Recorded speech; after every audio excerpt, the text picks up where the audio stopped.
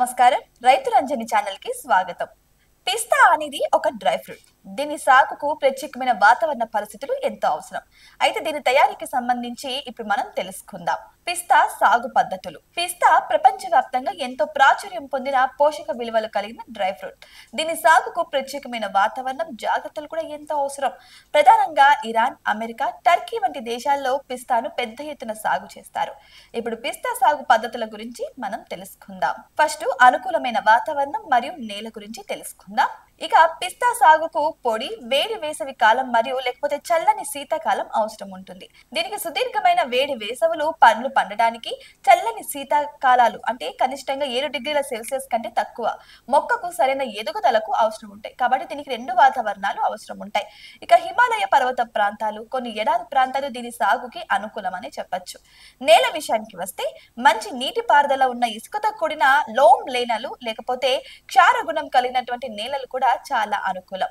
ఇక ఉప్పు నీటిని కూడా కొంతవరకు తట్టుకోగలవు ఈ పిస్తా మొక్కలు. ఇప్పుడు మొక్కల ఎంపిక మరియు నాటడం గురించి తెలుసుకుందాం. పిస్తా చెట్టు ద్విలింగాశ్రయి మొక్కలు అన్నమాట. అంటే మగ మరియు ఆడ చెట్లు వేరువేరుగా ఉంటాయి. కాయలు కాపుగా రావాలంటే మగ మరియు ఆడ చెట్లు రెండూ అవసరం. సాధారణంగా 8 నుంచి 10 ఆడ చెట్లకు ఒక మగ చెట్టు నిష్పత్తిలో నాటాల్సి ఉంటుంది. మొక్కలను సాధారణంగా అంటుకట్టడం ద్వారా పెంచుతూ ఉంటారు. నాణ్యమైన, ఆరోగ్యమైన మొక్కలను ఎంచుకోవడం చాలా ముఖ్యం. శీతాకాలం చివరిలో లేకపోతే వసంతకాలం ప్రారంభంలో మొక్కలను నాటడానికి అనుకూలం. మొక్కల మధ్య సుమారు 6 నుంచి 8 మీటర్ల దూరం ఉండేలా చూసి గుంతలను తవ్వాల్సి ఉంటుంది. ఇక నీటి పారుదల మరియు ఎరువుల గురించి తెలుసుకుందాం. పిస్తా చెట్లు కొంతవరకు కరువును తట్టుకోగలవు, కానీ మంచి దిగుబడి కోసం క్రమమైన నీటిపారుదల ఎంతో అవసరంగా ఉంటుంది. ముఖ్యంగా పండ్ల అభివృద్ధి చెందే దశలో నీటి కొరత లేకుండా చూసుకోవాల్సి ఉంటుంది. డ్రిప్ ఇరిగేషన్ నీటిని సమర్థవంతంగా ఉపయోగించుకోవడానికి కూడా సహాయపడుతుంది. ఇక మొక్కల పెరుగుదలకు, పండ్ల దిగుబడికి అవసరమైన పోషకాలను అందించడానికి సేంద్రియ ఎరువులతో పాటు రసాయనిక ఎరువులను నేల పరీక్ష ఆధారంగా వాడుకోవాల్సి ఉంటుంది. ఇక తర్వాతి దశ కత్తిరింపు దశ లేకపోతే తెగులు నివారణ దశ గురించి తెలుసుకుందాం. ఇప్పుడు పిస్తా చెట్టుకు క్రమం తప్పకుండా కత్తిరింపులు చేయడం చాలా ముఖ్యం అన్నమాట.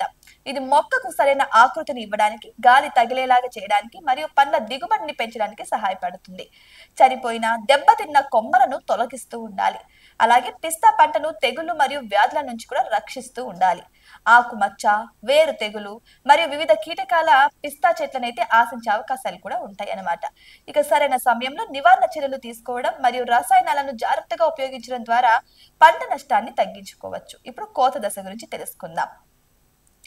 పిస్తా పండ్లు సాధారణంగా నాటిన 5 నుంచి 7 సంవత్సరాల తర్వాత కాపుకు వస్తాయి మరియు పూర్తి స్థాయి దిగుబడికి 10 నుంచి 15 సంవత్సరాలు పడుతుంది. పండ్లు పండినప్పుడు వాటి బయటి పొర పగిలి లోపల ఉన్న గింజ కనిపిస్తుంది. పండ్ల రంగు కూడా మారుతుంది. పండ్లను సాధారణంగా చేతితో కోయడం లేకపోతే యాంత్రిక పద్ధతుల ద్వారా సేకరిస్తూ ఉంటారు. ఇక కోత అనంతరం సంరక్షణ మరియు ప్రాసెసింగ్ గురించి కూడా తెలుసుకుందాం. కోసిన పిస్తా పండ్ల నుంచి బయట పొట్టును తొలగించాలి. ఆ తర్వాత వాటిని ఎండబెట్టాలి. ఇది పిస్తా గింజలలోని తేమను తొలగించి వాటిని నిల్వ ఉంచడానికి సహాయపడుతుంది. ఎండిన పిస్తాలను సాధారణంగా వేగించి రుచిని పెంచడానికి ఉప్పుతో ప్రాసెస్ చేస్తారు. చివరిగా నాణ్యతను తనిఖీ చేసి వివిధ పరిమాణాలలో ప్యాక్ చేసి మార్కెట్ లోకి పంపుతూ ఉంటారన్నమాట. ఇక పిస్తా సాగుకు ఓర్పు, సరైన యాజమాన్య పద్ధతులు చాలా అవసరం. కానీ దీనికి మార్కెట్ లో ఉన్న గిరాకీ, అధిక ధర వల్ల రైతులకు మంచి ఆదాయాన్ని కూడా అందించే అవకాశాలు ఎక్కువగా ఉంటాయి. కాబట్టి దీని పంట చేతికి రావడం అనేది చాలా లేట్ ప్రాసెస్ కాబట్టి కొంచెం సమయం పట్టినా కూడా వీటికైతే మంచి లాభాలే వస్తాయని చెప్పొచ్చు. అయితే వారు ఎన్ని సంవత్సరాలు వెయిట్ చేస్తే అన్ని సంవత్సరాలకు తగిన లాభాలు కూడా ఉంటాయి. కానీ మనం విత్తనాలను అమ్మే వరకు కూడా చాలా జాగ్రత్తగా ప్రతి విషయాన్ని కూడా జాగ్రత్తగా చూసుకోవాల్సి ఉంటుంది. అయితే మనం విత్తనం వేసినప్పటి నుంచి మొత్తం పెరుగుదల అయ్యి కాయ చేతికి వచ్చి దానిని పగిలి మళ్ళీ ఆ యొక్క గింజ కూడా అమ్మే వరకు కూడా ప్రతి ప్రాసెస్ లో కూడా చాలా జాగ్రత్త అవసరం ఉంటుంది. ఎక్కడైనా సరే మనం అజాగ్రత్తగా ఉన్నా సరే మొత్తం అంతా నష్టపోయే అవకాశాలు కూడా ఉంటాయి. కాబట్టి దయచేసి మీరు ఏమైనా చిన్న చిన్న సలహాలు కావాలన్నా కూడా వ్యవసాయ శాస్త్రవేత్తలను కావచ్చు, లేకపోతే వ్యవసాయ కేంద్రాలను కావచ్చు, మీరు సందర్శించి సలహాలు కూడా తీసుకోవచ్చు. చూసారు కదా, ఇవి ఇవాల్టి అప్డేట్స్. మరిన్ని అప్డేట్స్ కోసం మా ఛానల్ ని సబ్స్క్రైబ్ చేసుకోండి.